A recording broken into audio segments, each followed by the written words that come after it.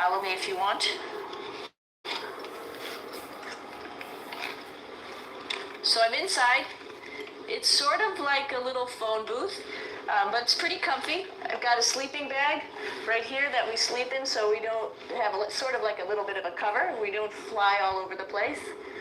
But you know, you can sleep in any orientation. I have it feeling like I'm standing up right now, but like you saw, I'm on the floor. But it doesn't matter if I turn over and I sleep upside down. I don't have any sensation in my head that tells me that I'm upside down, so it really doesn't matter. The sleep station is also like a little office. We've got a computer in here. As you can see, we've got a couple little toys. I've got some books. I'm coming out. And just for reference, that's one sleep station. This one's another, right here. There's one on the ceiling, if you want to call it, right here. And then there's a fourth, sleep in a little bit of a circle. All right, come on back. There's more to show you.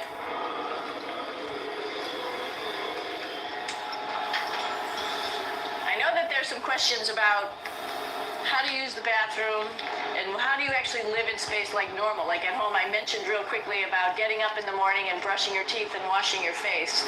Well, how do you do that? Well, here is the bathroom, essentially. You get up in the morning and we have a little kit, and it has all the essential things that you need, like your toothbrush and toothpaste and brush. See how much better the brush makes my hair look? I'm just joking. It still stands up straight. It doesn't matter where you are. It's always going to stand up straight while you're up in space. A lot of people ask about toothbrush and toothpaste. So, luckily enough, toothpaste, you can do it upside right this way, is sticky, and so it sticks to your toothbrush. No problem. Another cool thing is that water sticks to your toothbrush too.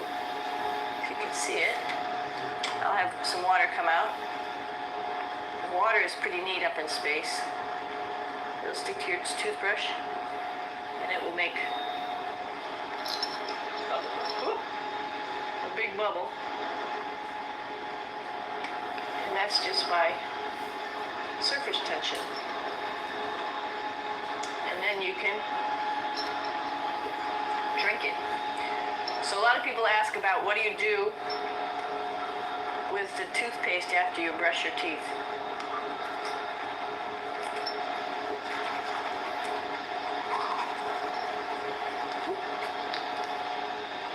Two options.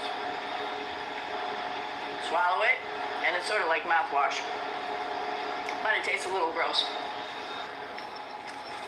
Or you can just spit it out in a paper towel, and then you don't have to worry about it. Swallowing thing I wouldn't recommend at home. I'm only up here for 4 months, so it's not that bad. One of the most pressing questions about living in space, of course, is the bathroom. So let's take a look at that little piece of work. Come on in.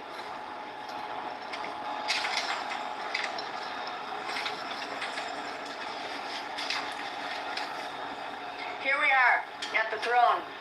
This is awesome. You might see the little, you might have noticed the little moon on the outside. This is our orbital outhouse right here.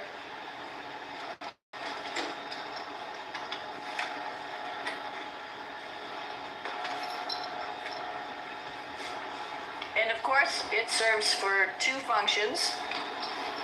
Number two, right here. I'll show you.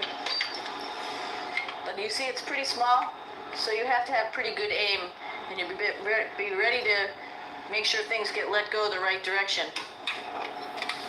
And it smells a little bit, so I'm closing it up. And that's of course for number two. And this guy right here is for number one. So they're sort of functions, but you can do a little, essentially both, by hanging on right here and doing number one and number two.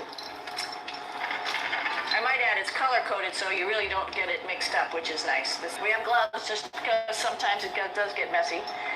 have some Russian wipes, which are a little bit coarse if you like the coarse type of toilet paper. We have some nice tissues, which are nice and soft if you like soft toilet paper. We have Huggies, just for any cleanup. You know, we were all babies once, and this sort of helps. And then if things get really out of control, we have disinfectant wipes just to make sure we clean up here. Because, you know, just like the water I showed you, the number one stuff can sort of go all over the place if you don't aim correctly. And did I mention both of these have a little bit of suction, so they should keep things going in the right direction. But like I said, sometimes things get a little out of control if you are out of control yourself flying around. So we have lots of protective stuff. And of course, you do have your privacy. Here's a little door, so other people know that you're in there. Here's a pretty cool place. This is sort of like in your house where everybody meets in the morning. After you wash your face, brush your teeth, you want to find something for breakfast. And this is our kitchen. You might notice there's all sorts of foods here. It's like opening the refrigerator. You got all your different stuff that you want to have. Drinks, meats, eggs, vegetables, cereals, bread, snacks. And that's a good place. That's where you find all the candy. Side dishes, and then some little power bars just in case. So we have all this type of food. Some of it is dehydrated, and so we have to hydrate it, fill it up with water. Some of it is all ready-made, and then all we have to do is heat it up. So something like this, I'm pulling out barbecued beef brisket. Pretty yummy. Not only is this food made in the U.S., but we also have food here from Japan. We've got Russian food. As you can see, all these red containers are filled with food that's from Russia. And then we get some of our specialty stuff, some things that we like, some of our favorite stuff that your family can send up. In fact, I like fluffernutters, and so I got sent up some fluff so I could make my fluffernutter with peanut butter. So you have a lot of food up here, no problems. Now, I want to say where we are. So right now, we're in the Japanese laboratory. It's one laboratory out of many here on the International Space Station. It's actually on the left-hand side. If I was the International Space Station and I was flying through space like this, my left hand would be where the Japanese laboratory is.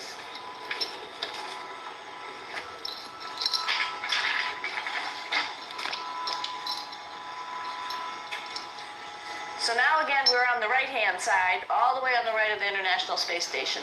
This is Columbus, the European module. It has science experiments all over. You can see it looks a little bit crowded. And here we do a lot of our medical experiments.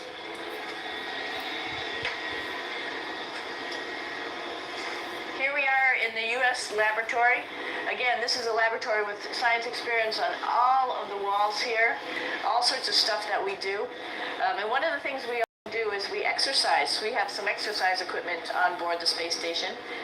We need to do that because we lose bone density and muscle mass while we're up here, and that's a result of not having to fight against gravity. So how we keep ourselves in shape are with a bike, a treadmill, and a weightlifting machine. This is the bike. You notice the clip pedals. So all you need to do is actually clip your feet in, and then you can start pedaling. You don't need a seat because you don't sit down. Actually, I haven't sat down for 6 months now, so you don't need any type of seat. Just make sure you're held in with your pedals. You probably see that the bike bounces around a little bit. As I move it, it's not steady and held to the wall firmly. And the reason for that is the space station is pretty big. You saw that there's also solar arrays on the space station. If we start putting any forces into the space station, it's going to make those solar arrays bounce around a little bit. So to prevent that, the machines bounce around a little bit, move around a little bit, and that way we don't put any forces onto the structure of the spacecraft out to the solar arrays. All right, a little farther on. Come on.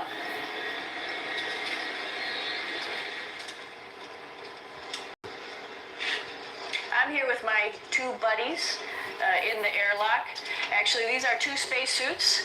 that are ready, primed up to go outside, as we call it, to go do a spacewalk in case we have to do anything outside. Some of the things we do outside are just like inside repairs. We have a lot of electrical boxes and machinery and solar arrays, in fact, that I talked about earlier, that are outside, and sometimes they don't work quite right.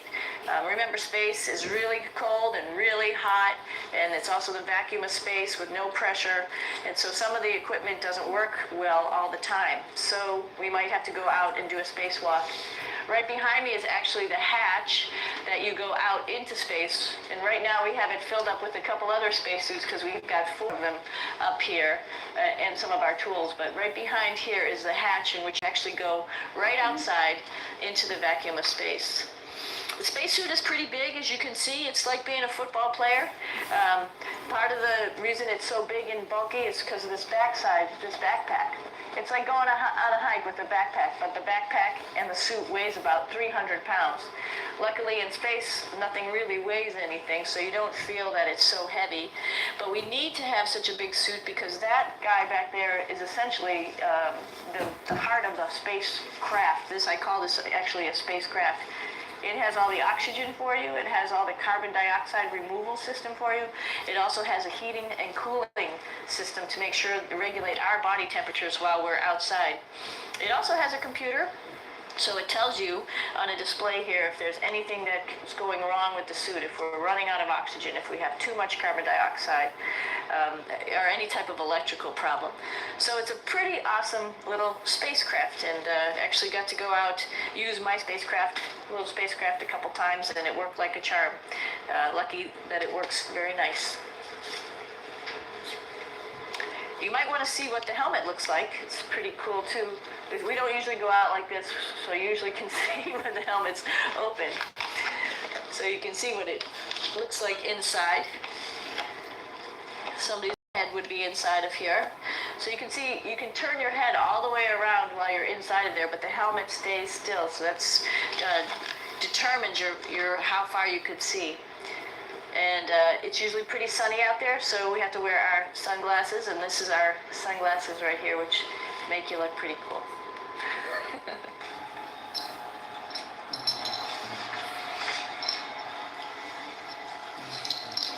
It's like a glass-bottom boat.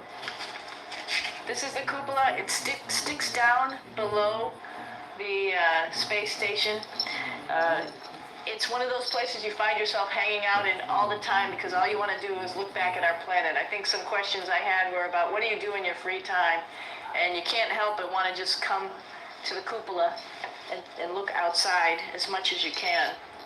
And a lot of folks, I play this game with myself about where we're flying over the Earth. I try to come in here and just guess. After being here for a little while, you can sort of figure it out. You can tell different cloud types over different continents. You can tell different soil types over different continents. So let's see. And then, of course, there's a lot of ocean. So usually we're over the ocean at first glance. I will tell you in just a moment where we are.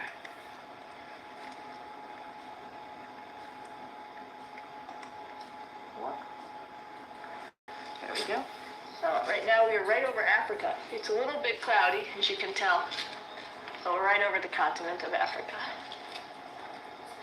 Hey, what's that?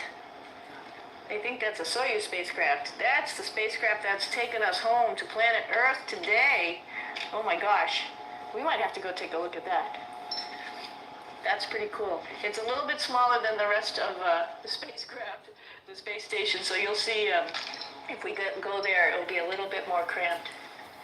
But you can look all the way back to the back of the spacecraft, which is where the Russian segment is, and then you could look all the way forward to the front of the spacecraft, where the Japanese laboratory, the European laboratory, and the American laboratory are, and then back to the solar arrays where we started this morning when we were looking out the Japanese window.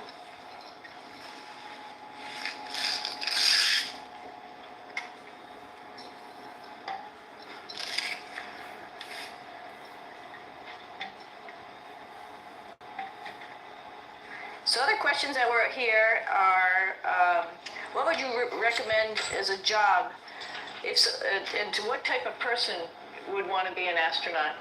I think people who would like to explore, of course, people who like math and science, that's what this is all about. We have people in the office who are doctors, teachers, veterinarians, engineers, pilots.